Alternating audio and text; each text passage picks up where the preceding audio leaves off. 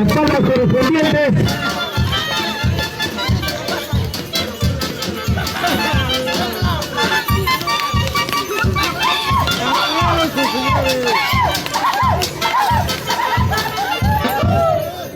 Muy bien, las palmas, señores, para los internacionales entrenadores de Huancayo.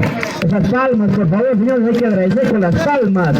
La próxima vamos a cobrar entrada. Muy bien,